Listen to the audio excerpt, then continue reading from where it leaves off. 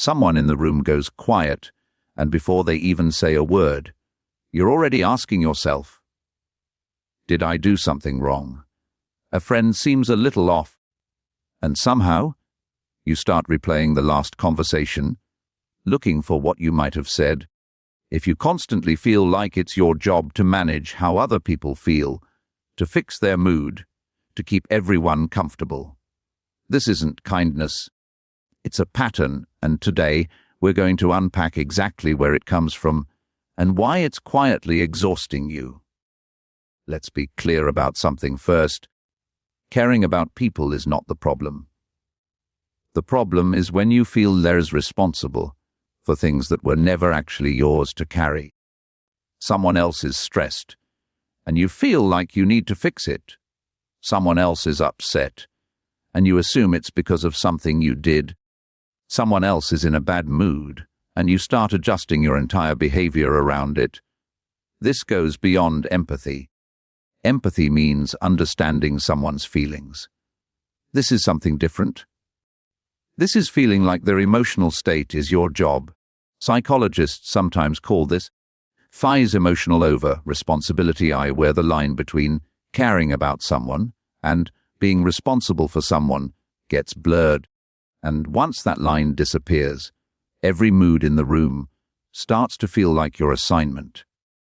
This pattern rarely starts in adulthood. It almost always starts much earlier. Picture a child growing up in a home where a parent's mood was unpredictable. Maybe there was tension, maybe there was conflict, maybe emotions in the house shifted without warning. In that kind of environment, a child learns something very fast. If I can read the room, if I can sense the shift before it happens, maybe I can prevent something bad. So the child becomes highly attuned, watching facial expressions, tone of voicey body language, constantly scanning for signs of tension. And often, that child takes on an unofficial role. The peacekeeper, the one who smooths things over, the one who keeps everyone calm. This isn't something a child consciously chooses. It's a survival adaptation, a way of creating a sense of safety and control in an environment that otherwise felt unpredictable. The problem is, that role doesn't stay in childhood. It becomes wired in, and it follows you into adulthood, into friendships, into relationships, into work, even when there's no real tension, even when nothing is actually wrong. The old pattern still activates.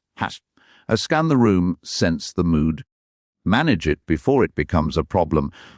Once you know what to look for, you start noticing this pattern everywhere.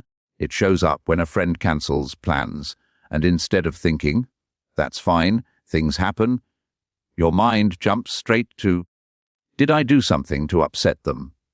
It shows up at work, when your boss seems distracted, and you spend the rest of the day quietly wondering if you're the reason. It shows up in relationships, where you find yourself constantly checking in. Are you okay? Are we okay? Did I say something wrong? Even when nothing actually happened. It even shows up in silence. A pause in conversation feels unbearable. So you rush to fill it, to lighten the mood, to make sure no one feels uncomfortable. Underneath all of this is one quiet belief: if someone near me is unhappy, it must be because of me, or it must be my job to fix it. That belief feels true, but it's not accurate. It's just familiar. Here's what makes this pattern so exhausting. You're not just managing your own emotions. You're constantly managing everyone else's too. That means your nervous system rarely gets to rest. You're always scanning, always adjusting, always one step ahead, trying to prevent a negative reaction before it even happens. Over time, this leads to something many people don't expect. That's resentment. Not because you don't care about people, but because giving that much emotional energy constantly, without anyone asking you to, eventually leaves you feeling depleted. There's also a quieter cost. When you take responsibility for other people's emotions, you often lose touch with your own. Your mood starts to depend on the room. If everyone around you is fine, you're fine. But if someone is upset, you feel it too, as if it belongs to you. This is not sustainable, and more importantly, it was never actually your responsibility to begin with. This is the part that changes everything once you understand it. Of caring about someone means you're aware of their feelings, you're supportive, you're willing to listen. Taking responsibility for someone means you believe their emotional state depends on you and that it's your job to manage it. Here's a simple truth. Adults are allowed to have their own emotions, without you needing to fix, explain, or absorb them. If a friend is having a hard day, you can care about that without believing it's something you caused. If a partner is quiet, you can ask if they're okay without assuming responsibility for making them feel better. Other people's emotions are valid, and they are also. So how do you actually start to change this? The first step is naming the moment it happens. The next time you feel that pull to fix someone's mood, pause and ask yourself, is this actually mine to fix, or am I just used to fixing things? The second step is practicing a small phrase internally. I can care, without carrying. This doesn't mean becoming distant or unkind.